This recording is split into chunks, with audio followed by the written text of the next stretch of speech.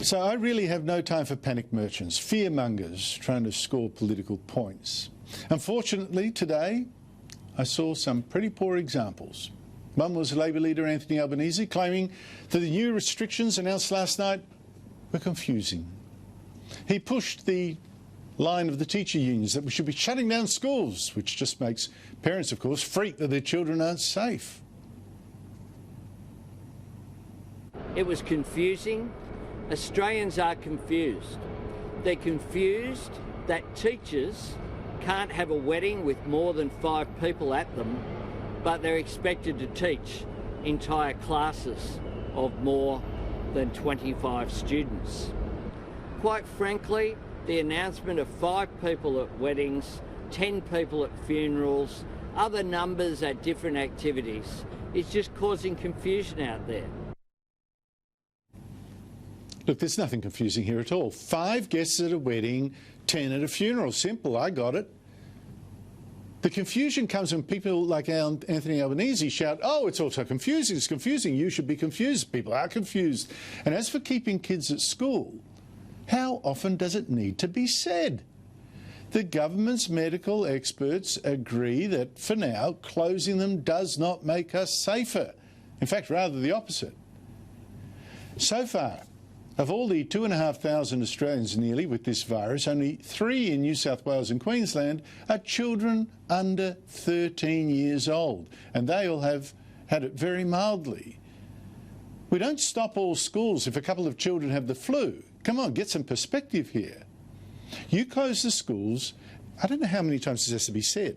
You close the schools, and many kids will then have to be minded by grandparents, and they're the ones at risk. Or they have to be minded by single mums who are desperate to keep their jobs and keep a roof over their house in this environment, or by parents who are the nurses we need, or the doctors we need, or the workers that we need to keep this economy from total collapse. That's what the Labor leader misses, the sheer cost of closing stuff down, ruining people's businesses, ruining their savings, killing their jobs. Apparently for him, even to talk of all that is just politics. The Prime Minister's statement last night that the entire workforce were essential workers was designed with politics in mind.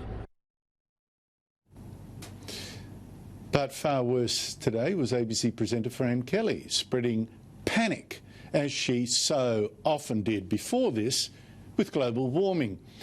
Again and again this morning, she attacked Health Minister Greg Hunt for not panicking enough as well. Of India going into total lockdown, 1.3 billion people not allowed to leave their homes for 3 weeks, yet they've only just got over 500 diagnosed cases. Why are they wrong and you are right to go slow on this?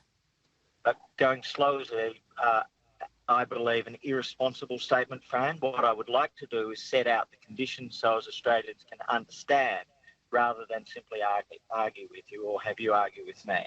Testing, can I ask you about that? That's clearly the main game. When are you going to change the policy, expand it to match those of other countries who are testing more widely, people who are asymptomatic or with mild symptoms, with significant success? You are wrong. Flat, plain, false, wrong, incorrect and untrue. Our testing regime now has 162,000 on a per capita basis. It is close to the highest in the world.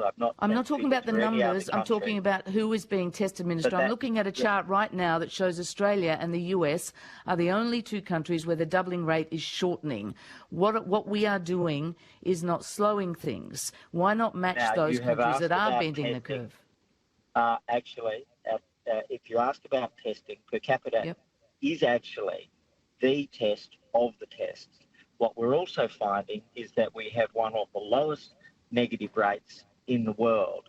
One of the lowest positive rates and the highest negative rates. What that means is we are actually, not just as a percentage of the population, testing more broadly, whether that it was... But we are testing broadly, Minister, because the criteria is very strict. You know that. The criteria is strict so as we are targeting and finding those that are most likely to be ill. I need you to hear that because you, I think, face a choice. You can either tune into the ABC and have a steady diet of panic, panic, panic, panic, panic, or you can come here for a sober, steady view the good and the bad. And you know what also strikes me? None of those taxpayer-funded ABC presenters, none of them risk losing their jobs as they needlessly ramp up the fears and demand constantly more businesses be closed and people thrown out of work. Again, I am not in the business of giving you false hope, but no one should be out there peddling panic.